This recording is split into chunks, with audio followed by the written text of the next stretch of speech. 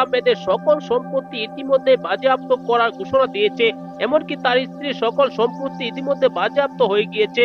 কত হাজার কোটি টাকা সম্পত্তি বাজেয়াপ্ত হয়েছে ভিডিওতে দেখতে পারবেন। সাবেক সেনাপ্রধানকে নিষেধাজ্ঞা দিয়েছে। এখন বর্তমানে যে পুলিশ সদস্যরা আছে যারা আওয়ামী লীগের হয়ে কাজ করছে, বিএনপির উপর নির্যাতন শুরু করে দিয়েছে। এখন তারা আওয়ামী লীগের হয়ে আর কাজ করবে না বলে জানা যাচ্ছে।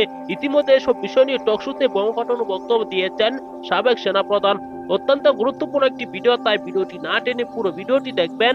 চ্যানেলে নতুন হলে সাবস্ক্রাইব করে রাখবেন পরবর্তী আপডেট পাওয়ার জন্য। ভিডিওতে একটি লাইক পূর্ণ ভিডিওটি দেখলেন। এই ভিডিও সম্পর্কে অবশ্যই আপনার মূল্যবান মতামত কমেন্টে জানাবেন।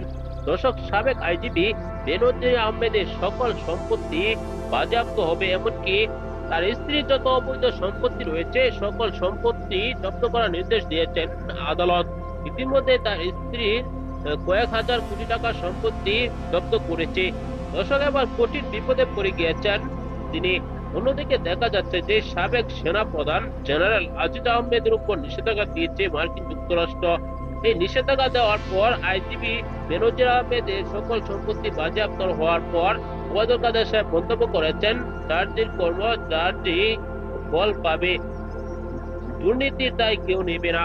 অবশেষে এসব বিষয় নিয়ে তোলপাড় সৃষ্টি হয়েছে। তাদেরকে ব্যবহার করেছে রাজনৈতিক ক্ষেত্রে, সেজন্য এত সম্পত্তি বানিয়েছেন। এখন তাদেরকে নিষেধাজ্ঞা দিচ্ছে। তারা এখন কোনোভাবে সরকারের যে লোক হয়ে কাজ করেছে তারা এখন তাদের পাশে দাঁড়াচ্ছে না। সেজন্যই বর্তমানে যে পুলিশ সদস্য আছে তারা এখন আওয়ামী লীগের হয়ে কাজ করবে না বলে জানা যাচ্ছে। দর্শক, এসব বিষয় নিয়ে আপনার মূল্যবান মতামত জানাবেন। আসসালামু আলাইকুম।